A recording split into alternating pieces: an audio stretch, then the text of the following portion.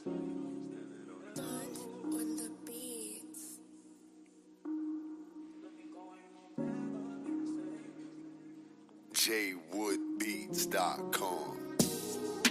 I can do anything.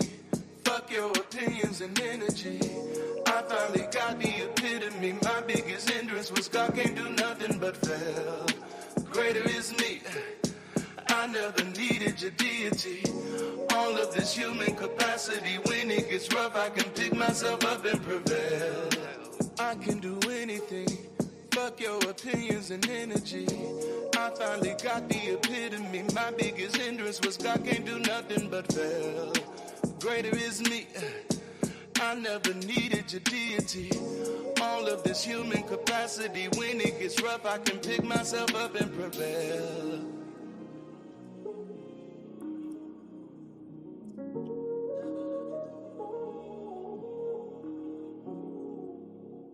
Well, what's up, family? Welcome in. Welcome back to the channel. I am here live. Yes, I am here live. I felt that was appropriate. Yay! I know it, right? I am here. I am here for sure. This is going to be an interesting conversation, or at least an interesting start to this conversation. As you saw from the cover. Well, before, make sure you like the video, subscribe to the channel, hit that alert notification bell, check out the community and all that good stuff, and check out the merch. I'm here because I have an announcement, as you can see from the thumbnail, and the thumbnail has some implications, and it's, am I going back to Christianity? And I'm like, and I know many of you are like, what is going on? What do you mean? Is he going back to Christianity? I think the answer is clear. Well, I do want to answer this question. Of course not. No. That's not what's going on here. But if you hang out with me for a little bit, you will absolutely see why I named this video that. But no, I am not going back to Christianity. But the announcement that I do have to make today is going to be something about that. And I do want to say welcome in, everybody. I see my lovely wife out there. Hello, darling. She's waving at me and giving me the little smiley faces things from the other room. Always got to love that. Alyssa, welcome in. Can't wait to have you helping out this weekend with the Ex-Pastor Call-In show. Yes, I am finally here. We didn't start right at 10 because I had to clock out of work. I'm getting a text message. Let me see who it's from. Yay! That's a text message from Kyle. Because it's that time again. I felt myself being clickbaited. I'm sorry. I couldn't resist. I could not resist. If I ask a question, the answer is probably no. That's right. That's right. Beautiful. I couldn't resist, y'all. It was too good, and it goes in line with the announcement. And it's not just one announcement. I actually have a few announcements today, and I know because I didn't get to to upload a video for yesterday because there was so much going on. I did want to at least come spend some time with y'all today live, and I thought, man, what better way to do that than to do this little clickbaity thing that's built around the announcement, because next week that is going to be an important question. Should we go back to Christianity next week? And this has something to do with the announcement. Some of you may already know what that announcement is. Yay! Good day to you, apostate sisters. I don't know if it's Nancy or Patty, but I'm happy either way. Maybe it's both, because y'all are just freaking awesome, right? Yay! Yep. I had to do it. And to be honest, it really wasn't even. It wasn't necessarily my idea. I saw something. Yay, it's Patty. I saw something and I was just like, oh, okay, perfect. So, all right. So I'm going to jump in this and we're going to talk a little bit because I have an hour for my lunch break. So we're going to talk a little bit. I don't know if we'll talk the whole hour because I would like to eat. That would be nice. First announcement, of course, I've been running this one for a while. If you haven't already, check this book out. We're starting to get some reviews on it, and the reviews are overwhelmingly positive. And that may be just because we only have a few reviews, but I like that. I'm going to roll with it. But it is available on Amazon, as you can see on the screen. And if you have any questions about the book, please talk to me. Ooh, all right. Man, yeah, make that lunch. I'm actually curious to what you're eating. Maybe that'll give me some ideas. I think me and my wife explained on one of the on this most recent Sunday sessions that it takes me forever to determine what I want to eat. It is a it's a whole journey. It's a whole journey. All right, so some I do have some announcements just to kind of let you all know what's coming up because it is about to be an incredibly busy week. Like from now till next week, it's almost like I have something for every day. And so we're gonna start here tomorrow because today is Friday, right? Is today Friday? I think it is.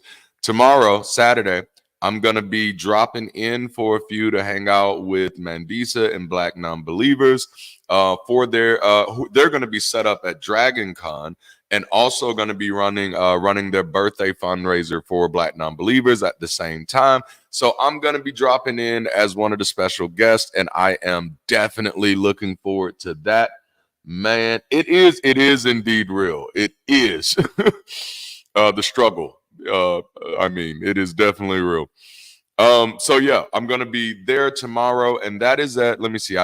Did I put what is the time on there? Yep, it's 1 p.m. Eastern time. I speak in Central Standard Time because that's where I live, so that's noon Central.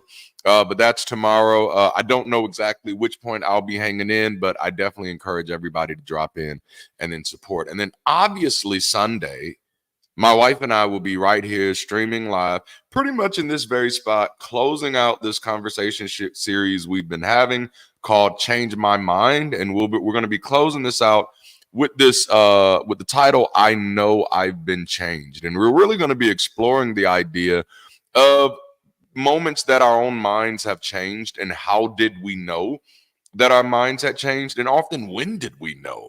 So I think that's going to be an incredible conversation. This series has actually been one of my favorites, and it's our short. I think it's the shortest series we've done, but it's been one of my favorite. If any of you've been hanging out in those series, please make other people feel like they've been missing out by letting them know how awesome these conversations are. Dragon Con, like Dragon Con is new for me too. Like I had never heard of Dragon Con up until recently, but but I'm kind of excited about it now that I have because apparently it's a Southern like con, but I don't. I'm sure there's not dragons there, but like I don't know if it's like comic based or science based or what may have you. And now I want to do more research into that because, like, I've always wanted to go to Comic Con or something. Well, not always. Like in the last 10 years, I've developed, like, man, I'd love to go to one of these things. But also just trade shows in general. They look like a whole lot of fun, don't they? But yeah, Dragon Con. That's going to be very, very, very interesting. And then of course Sunday we'll be doing Sunday sessions again. But then also Sunday that same day, and this, again, this is how busy things are going to be over the next week. Ex-pastor call-in show again. That was just Kyle texting me confirming that we are good and on and popping for Sunday evening. And of course, that's going to be at 5 p.m. Central Time. Now, this show has been like definitely one of the favorite ones on my channel. What's wrong with nerd stuff? Right? Yeah, like what's wrong with nerd stuff? I love it. Oh man, yeah. Oh man, y'all are hilarious. And so let's see here. Yep, Ex-pastor call-in show. It has been one of my favorite shows on the channel. Obviously, coming really close to Bible study with an ex-pastor and Sunday shows, Sunday sessions. So everything is just kind of tied at this moment. But it's because they all do different things, though they do similar things. So that's going to be fun. I'd love to see y'all here Sunday. We're also looking for volunteers for production for that show. Actually, for all of our shows, we're looking for volunteers for productions for everything. Actually, we're just looking for volunteers for anything. If you do something that can be useful and you'd like to help do it with us, holla at us, But then also, let me see. I got to make sure I'm not missing one because there's two that I don't have graphics for. And yep. So, and then Monday, which is September the 2nd, Monday. So right after that, we'll be streaming live on Skeptic Haven with Black Free Thinkers, and that's at 7 p.m. Central Standard Time. And then also on Tuesday, I'll be back on Skeptic Haven with Captain Dadpool, and we'll be talking to author David Fitzgerald on his new book. And so we'll be talking about the evolution of God, which I actually am excited about that conversation, even though I forgot I had put it on my calendar. I was like, this week is going to be like back to back because, of course, you got to work during the day and then you got to get off of work and then you got kids. And then, we do try to make family time every evening, every chance we get. And so, woohoo, it's a lot. Use nerd as a neutral, usual, positive term. I like that. I definitely like that. And so, all right. So it's going to be back to back. So far, that's Saturday, that's Sunday. That's 2 shows on Sunday. That's Monday. That's Tuesday. And then let's get to Wednesday, which, of course, bam, we'll be doing Bible study with the next pastor again. This thumbnail will likely change because I had to make it a few days ago to make sure we can get it on YouTube. I'm trying to really get better about making sure that we have our live shows programmed out at least a month in advance and already up on the channel so people know. But I did already have this up. I don't know what the title of that episode is going to be. As of now, it is Where Will We Go Next? And this will be Jason and I's 3rd time collaborating as we're walking through the book of Exodus. And I think we left off on chapter 4 last time, so we should be picking up in chapter 5. So those of you that are ready for a wild ride, please do not miss that Bible study with the next pastor. However, that one, and this kind of brings us to this one of the big announcements today, that one, we're going to have to do it at a different time. So we're going to start Bible study next Wednesday, 30 minutes earlier. So instead of starting at 5 p.m. Central Time, which is our normal time, get used to that time. We're deviating. Don't get used to the deviation, but we're deviating. We're going to go 30 minutes earlier, starting at 4:30, and we're going to have a hard stop between 5:30 and 5:45 because at 5:45, I will be needing to jump in the studio for the line because I will be featured on there on the Hang Up. So, and the name of that episode, for those of you who were wondering, like, why did you clickbait us so bad here? The name of that episode is Should We Go Back to Christianity? And so as soon as I saw it, I was like, whoa, I wanted to do this announcement video and I didn't want to give it some lame, title topic. And so like, whoa, this was perfect. Should we go back to Christianity? Is Darante going back to Christianity? No, he is not. He's going to be on the line. He's going to be on the Hang Up with Matt Dillahunty. That's about as opposite of going back to Christianity as you can do. But we will be answering the question. Oh, just 1% left on the phone, but letting you know Scotland is here. Yay! I love you so much. Thank you. Woohoo! Yes. Oh man, this is like I might be tripping a little bit, like, because I'm a lot of people don't know this, is that even when I was a pastor, and I'm talking about way back in 2007, because this was before my first son was born, or actually when he was getting ready to be born.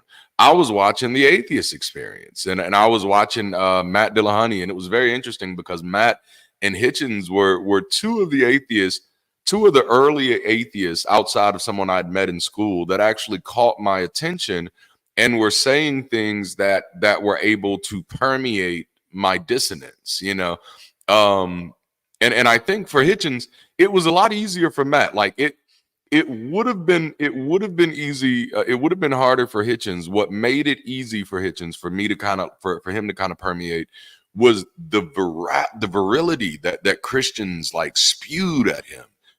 And it was just like, oh man, like he has to be saying something. If Christians are like they're completely disowning, what is it? Cover the sins in love and leap coals of love on their head or whatever, some weird shit, immediately remove from that, man, you're going back to confront it, right? Exactly. Going back to confront it. Absolutely. And but they just spoke so hatefully of the man that I had to kind of listen to him. Matt, I had never heard anybody speak hatefully of him. I don't even know how I stumbled across the atheist experience back then. I wasn't looking for it for sure. I think I had just moved to Florida and they had like a weird channel. And I like checking out weird channels. You know, like you see a channel on the television and you're like, I've never seen this channel before. Like, what is this? And it was one of those type of things. And there these people were taking calls, and I was like, huh, I don't want to be like one of the believers. I didn't want to be like the callers, you know. And I was like, where somebody like Matt could just like easily unpack your faith right there, and everybody listen to it knows that he just like deconstructed you, and you don't know yet. Like, I didn't want to be that person. Like, you still think you holding on to something. And so, I didn't deconvert then, but I always tell people I've been deconstructing since the day that I got saved. Oh man, I think it is too. I think it is too. It is definitely the wrong word. That's where I was going. Yeah, virility is definitely a little different, huh? Oh, now, okay, now that imagery is going to be messing with me a little bit. Yikes. But yes, okay. So I'll be on the hang up on the 4th. September the 4th. And so that's going to be a busy day because that's a Wednesday. So we're going to go straight from the Bible study with an ex-pastor straight to the hang up. And then thankfully, I will get a break from then. So I'm going to do my best not to book anything else that week until Sunday sessions. And so, of course, I'll be, oh, goodness gracious, trying to actually keep content up next week is going to be a challenge. Like, am I going to be able to get a pre-recorded video up every day of the week next week with all of this live stuff going on? Who, the world will never know. We will see. We will see. But I will take that break from Wednesday outside of pre-recorded content. And after that, I'm going to breathe a little bit until Sunday. Hopefully I don't get anything else. And typically I don't do last minute stuff anyway, just because it would throw me off too much. And my anxiety can't handle stuff like that. But after that, the Sunday sessions, not this week's Sunday sessions, but obviously next week's Sunday sessions. So after the line, after that Sunday sessions, we're doing this. And I am super duper excited about it. We're going to have the Apostate of Mind crew over here with us. We're going to have Mark and Ann Peralta. And we're going to be giving you some behind the scenes informations from our days, in the ministry, being pastors, spouses, the different expectations, the different things we did, what it was like leaving while being in those roles. And so I think it's going to be an incredible conversation. Vitriol is the word. There is the word. That even feels better. Like, ooh, vitriol. That feels better. That does feel better. Yes, that I'm super excited. I'll put that imagery back up. For those of you who've been hanging out in our Sunday sessions, y'all know that I've been saying over and over again, one of the biggest things for me is to get as many people collaborating with these things as possible, because that's how you build community. If you don't do it that way, you develop a personality cult, and we don't want that. So you build community by creating a platform that has a diversity of voices, ideas, and opinions, even if they're countering, which this one I don't think will be countering at all. But you do that so you can make diversity safe, so you can make thinking in different ways safe. But this is also how you create innovation. And in many of our communities, it's not just, or at least from my perspective, when we're building community, the idea is not just coming together just so that we can feel good about ourselves. That is definitely one of the beautiful benefits of community. And it's not just so that we can come together and talk about our favorite hobbies. That is one of the many beautiful benefits of community. But it's also that we can come together and highlight our problems and organize around the solutions toward those problems, whatever those problems may be. That's the power of community. The power of community is two things: cooperative work and cooperative economics. Those two things are vitally powerful. Yay! So yes, we're excited. And the funny thing is, ever since we started doing things on the channel, I wanted to reach out to Mark and Ann and just other couples, period, and do some collaborations on some different things. And so hopefully Mark and Ann and I will be able to we'll be able to get them on the channel a few more times. especially now that I have confirmed that Mark is an ex-pastor, and the ex-pastor is kind of a brand on this channel. So we have at least two shows with ex-pastor in the title, and so I'd love to get them involved in those shows, the ex-pastor call-in show and Bible study with an ex-pastor. And yeah, so that sounds great, man. I missed it. Can you repost the last bit? Oh, the last picture? I can put it right back up. Let me go back over here. This one. This is behind the scenes ex-pastor couples speak out. We are two ex-pastor couples. I don't know if y'all. Well, I know y'all are familiar with Apostate of Mind. They do great work on their channel, but not even just on their channel. I think Ann just recently redid or was a part of redoing the Atheist Experience kind of, or was it the Atheist Community of Austin's kind of song thing, and they redid it in Spanish, and that was really cool. And so it's awesome. And again, collaboration, as long as I can, will be the main focus of this channel. Is trying to get as many people together that we can work together as possible. Number one, because I think that's just a great thing to exemplify and model. But also number two, that's how I work, as far as my curiosity. And so I'm not saying that's how I work to make myself sound better than anybody. Like, no, that's how I do things. No, it's more so as in like, that's how my mind works. I need to hear diverse thoughts. I need to know where other people stand. I need to know what other people's experiences are like, because I'm so concerned about global progress, human progress, and whatever ways that shapes. And I know that I'm still, regardless of how much I feel like I know, I'm still just a blind man touching my part of the elephant. And so that in order for me to have a clearer view of what we may perceive as reality, I can only do so by cooperatively learning from other people's experiences. So that's just my little thing. I missed something else. Oh, nope. I think that was everything. There's yeah, yeah. That's I hope, because like I said, it's gonna be a busy week, and like we have our youngest daughters in dance. Our two sons are in band. Our oldest son is in track. Our oldest daughter is thinking about getting in soccer. So it is just like woo, different perspective to learn about humanity. Absolutely. I'm actually in attending a conference today for Black Humanist Studies, and that was one of the conversations they were having earlier. Which of course I loved because of this how to human series we did on our Sunday sessions. But they were talking about this very important idea of moving away from this archetypal norm for humanity. And I mean they were getting really into the thick of things, like because of course it's Black studies, so they were talking about whether humanism may be anti-Blackness and Blackness may be anti-humanism. Really some really fascinating conversations, and I do enjoy academic conferences such as that, because you do get to get introduced to so many variety of thoughts.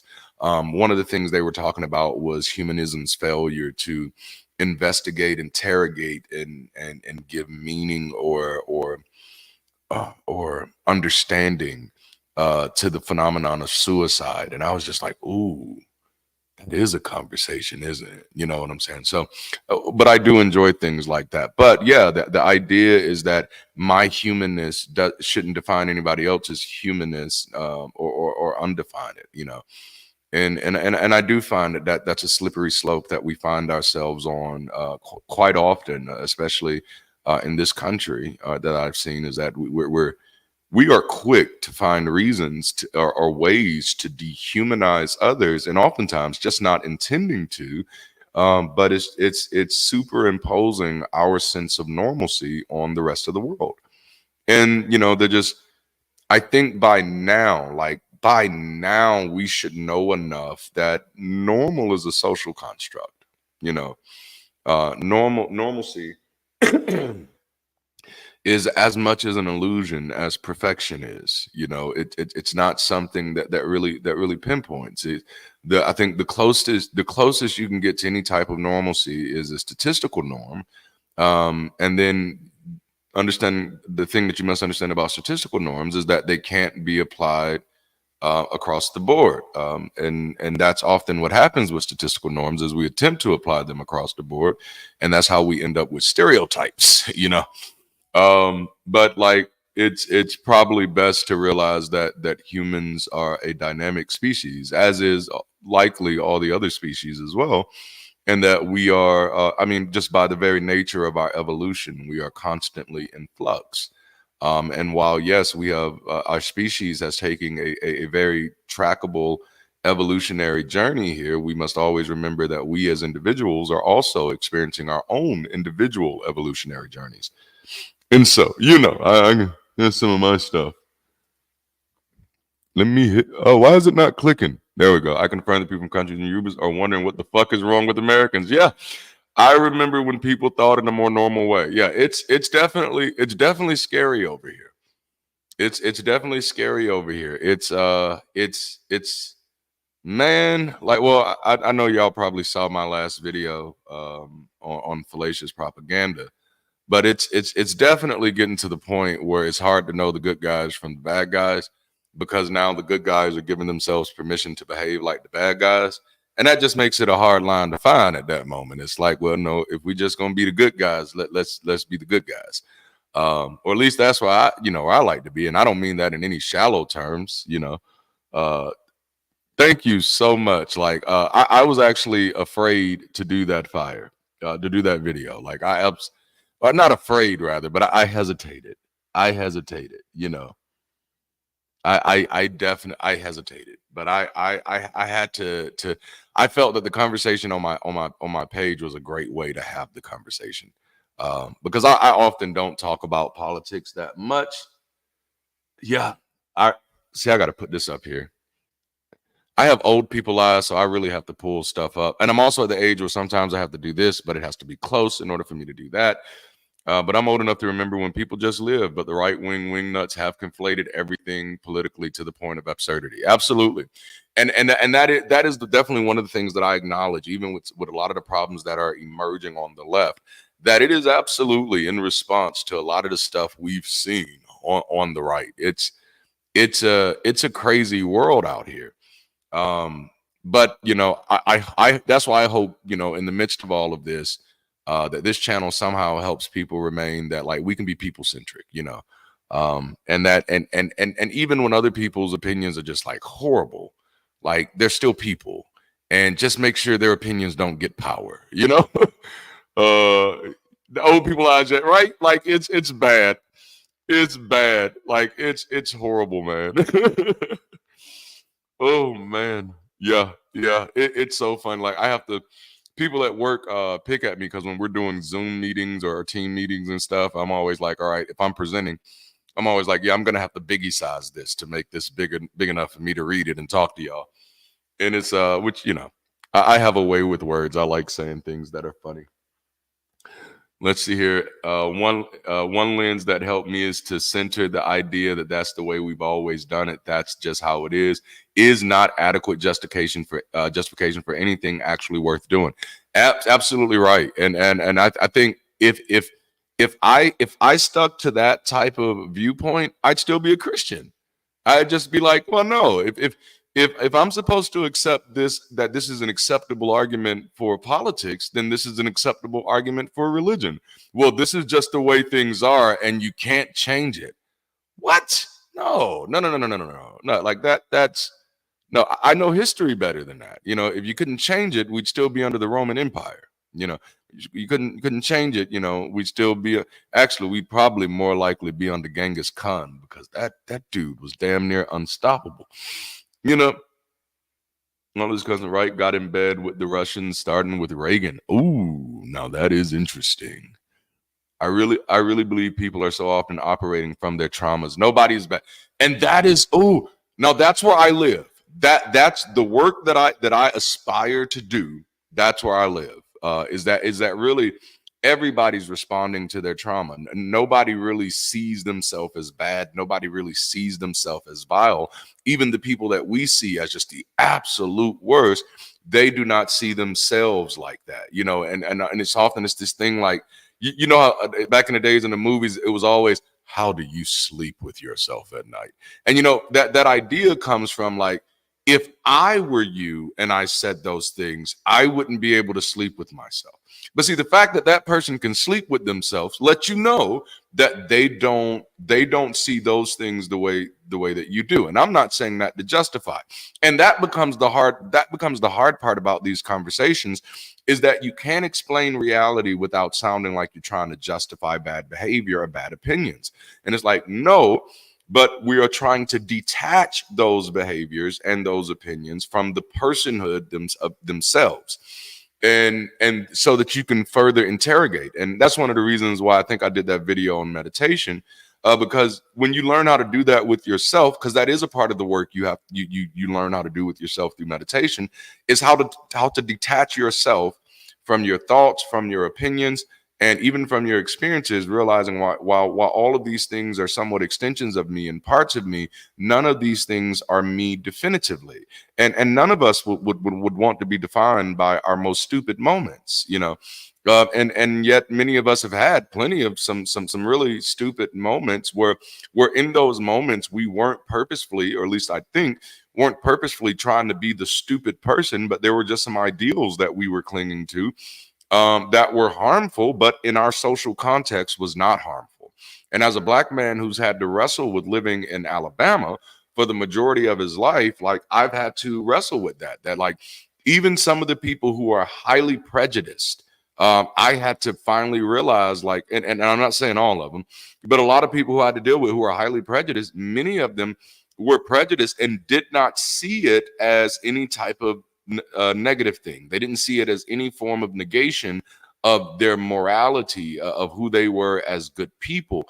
What they saw was the same thing that people who love the two-party system see when they're talking to us, as they saw, this has been my reality. This has been what I've been taught to praise. This has been what I've been taught that is accurate, and the way that I have interacted with the world has somehow confirmed these views. And of course, we know how those confirmations happen, typically through confirmation biases. And I'm like, if we have an understanding of these things, then it's kind of shameful of us to behave as if we don't have an understanding of these things. And though I'm not going to go around calling, shame on you, I'm not going to go around calling foul every time I see it. Instead, what I'd rather do is to kind of start creating a conversation that just makes it a little easier to humanize others, while at the same time regaining our own sense of agency and our own sense of self, because that's really where the point goes to me. And I think we talk about this on this channel a lot. You can't get healthy outcomes until you have healthy relationships, and you can't get healthy relationships until you have healthy people. And so the goal at the end of the day is to have healthy people, maybe not agreeable people, because that's hard to do, because we're all touching the blind elephant. And though, yes, you can get a few groups of us together who will agree that these things are good. The larger that group goes, the larger that group grows, there's this dynamic that begins to take place where all of a sudden, the more numbers are involved, the more we begin to feel different about what is good and what's not. Or even even if you don't expand the size of the group, if you expand the size of the conversation, the context of the conversation, the longer the conversation goes, eventually you'll find things that you don't agree about. Oh, yes. Most people thought alike no matter who they were, because we were spoon fed what to think. We had more in common then, or more of a common reference. I will settle for saying absolutely.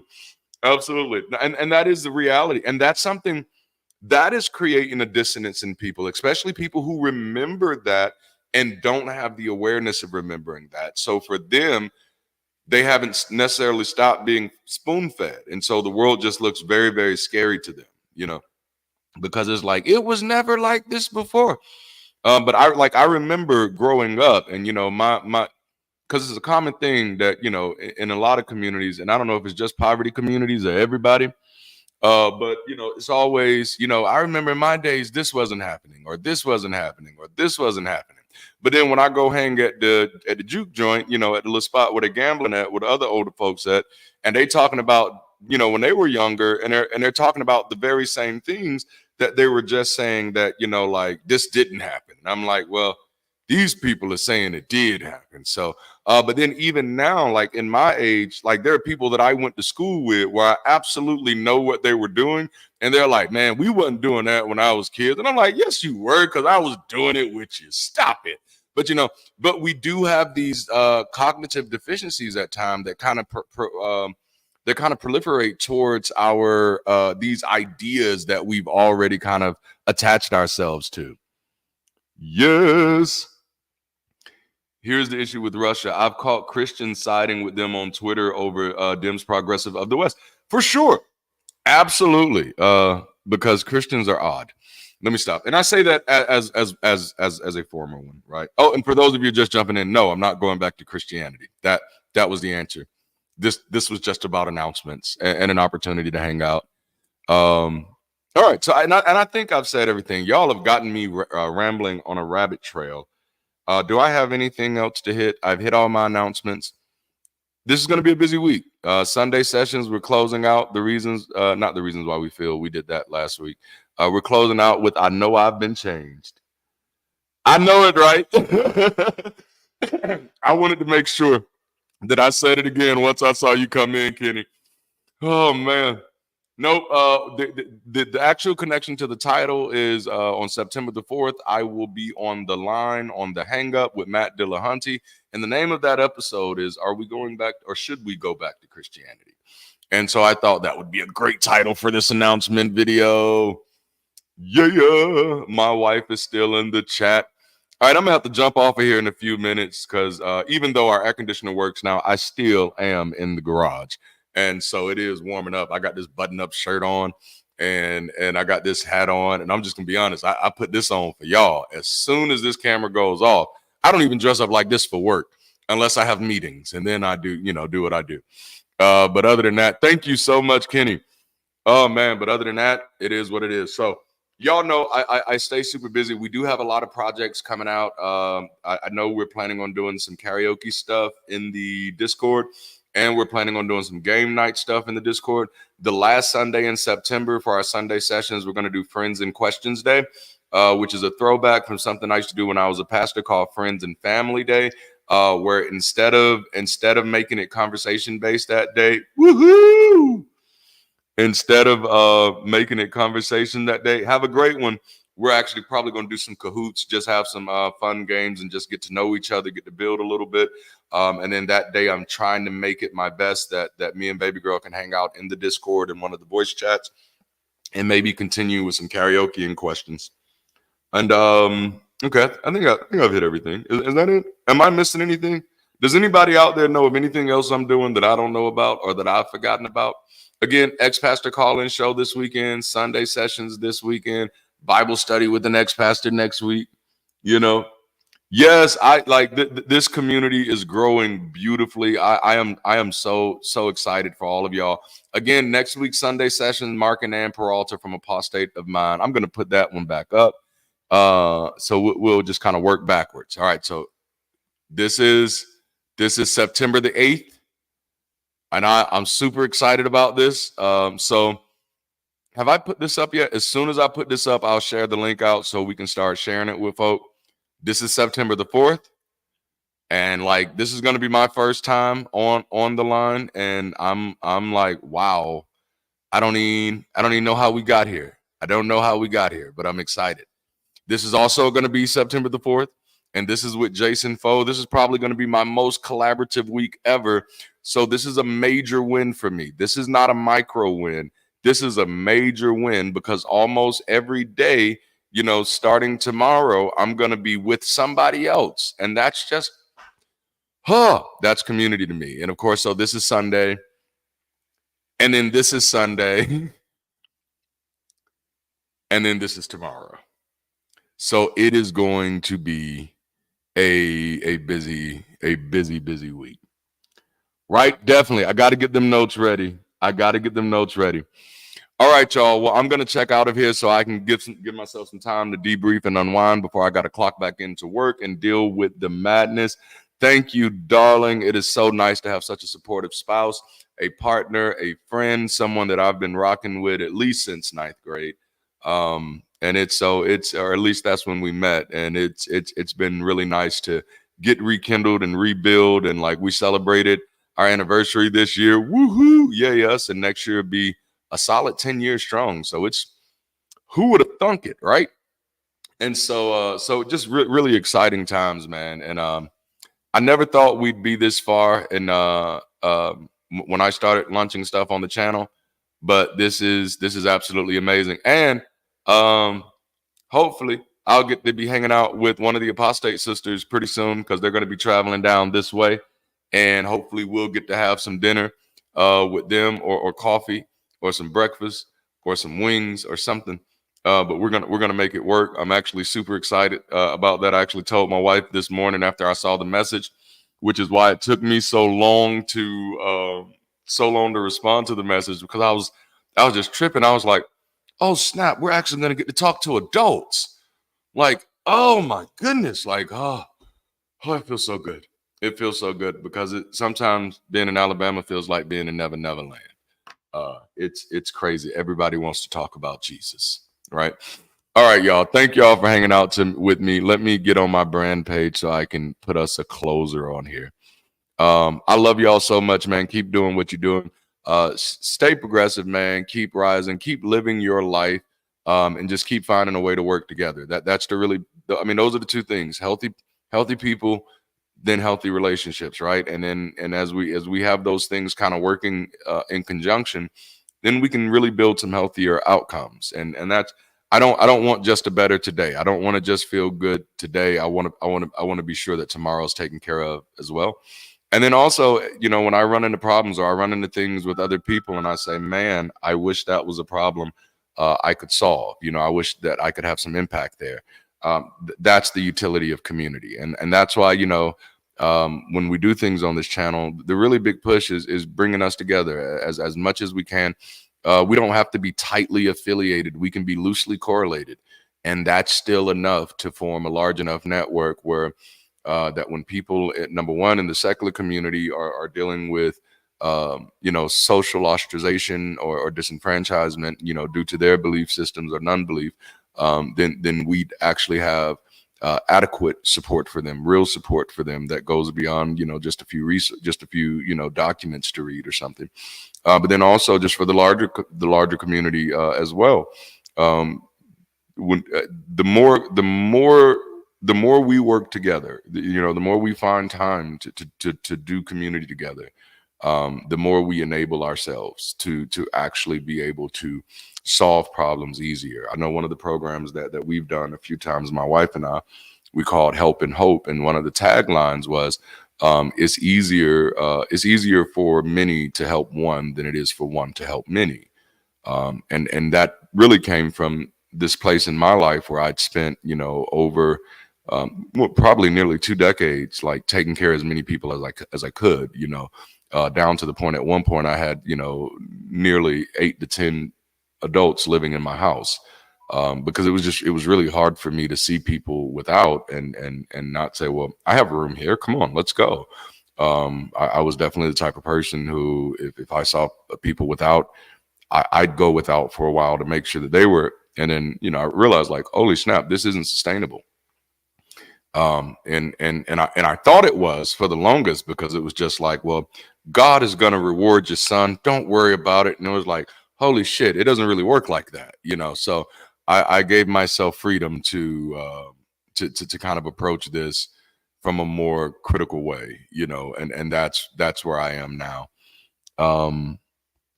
And so community allows us to do that. It allows us to, the many can care for one where the one can't care for many.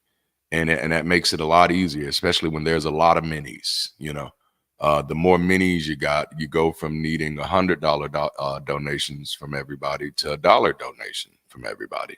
The more minis you got, you go from needing a dollar donation from everybody to a cent. That's the power of many. The more of us are working together, the less is required of us to work. And that's the math. That's the math of community. That's what we're robbing ourselves of when we don't have community. Just to kind of close out here, my wife and I was talking this morning. I said, one of the things that I realized is that, churches are private community centers. And especially when you look at the urban church, if you look at the urban church and you look at this, you look at it as a community center, and then you look at the city's actual community center that's typically sponsored, by the city. The churches blow these things out of the water. The churches have state of the arts entertainment facilities. They typically have state of the arts athletics facilities, state of the arts child care facilities. The biggest problem becomes the superstitious and the superstition in the hierarchy. But that's the power of private community. That's what it did, and that's what secular communities are robbing themselves of. Is of course, I remind people that's not just a place to preach or teach. It's not just a place to lecture. That's a place for people to learn, even though I don't agree with what they're learning.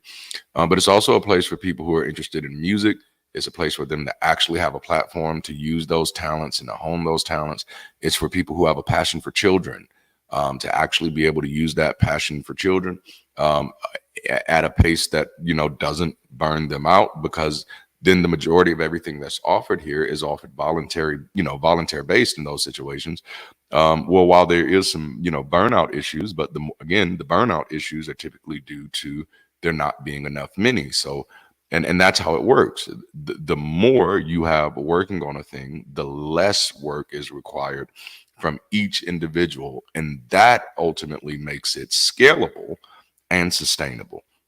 And that's why I don't think community has to be this thing going forward where all of us are necessarily under the same umbrella. We just all have to be working together. All of us don't have to be doing the same things. We just all have to be aware of each other and connected to each other in those ways, so that when needs arise, we can send out the alert. And it's not even just and when we think of need, we often think of need from the survival sense, right?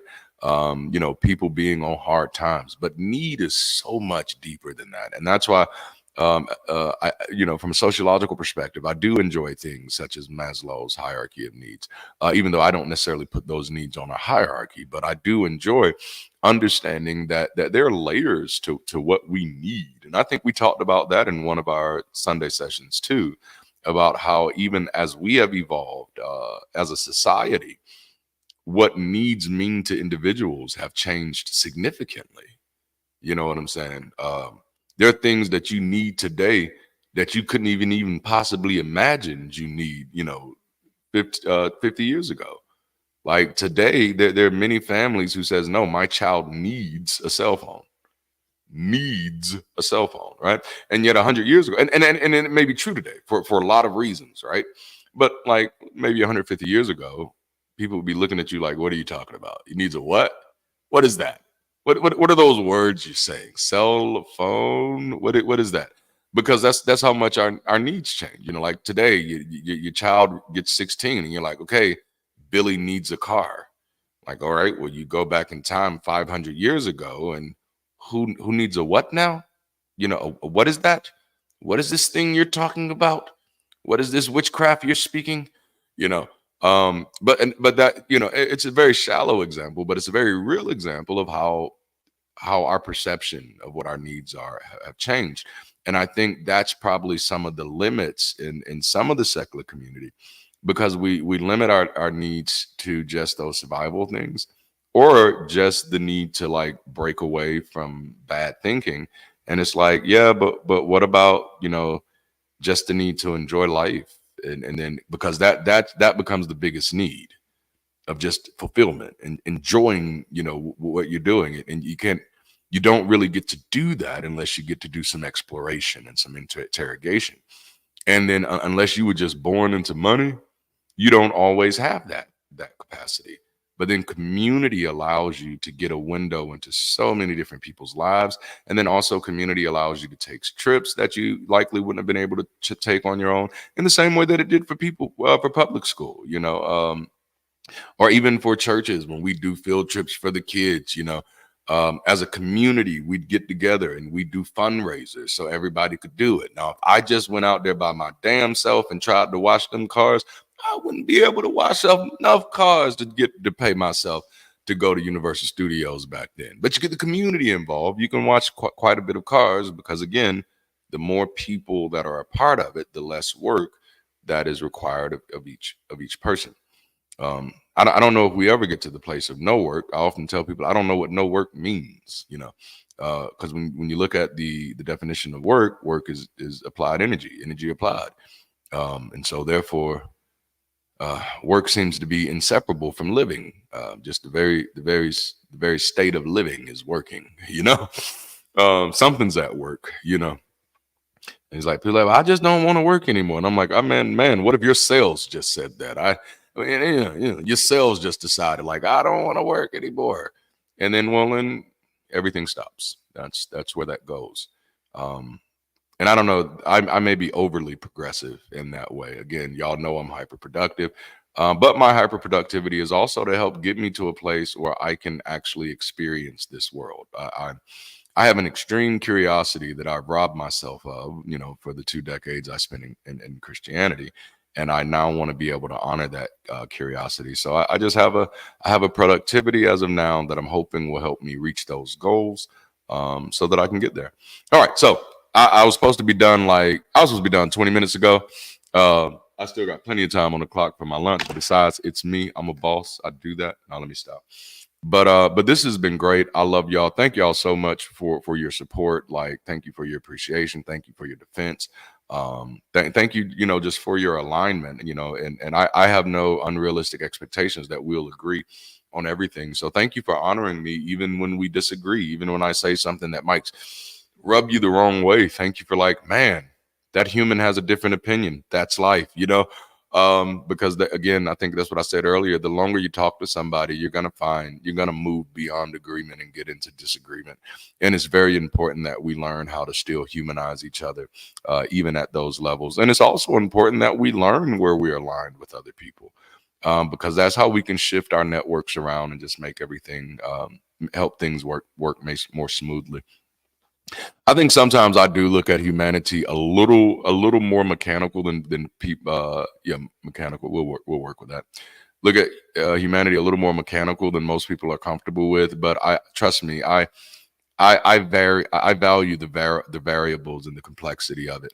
But from it's a part of my worldview, or not worldview rather, but it's a part of my attempt as a sociologist to frame humanity in some type of science. And it's difficult. And that's typically why we do put those human sciences on the side of soft science instead of hard science, right? Sometimes my brain says it doesn't want to work anymore. I know it, right? Now that one definitely does me. It'd be like, man, oh. And then when I'm trying to go to sleep, all of a sudden it wants to get all this work done. Oh, man. But yeah, okay. I love y'all. Listen, until next time, y'all keep rising, stay progressive, stay beautiful. And yeah, I'm gonna holler at y'all later. I think I'll play the regular intro this time. Or technically it's an outro now. All right, I gotta get back to work.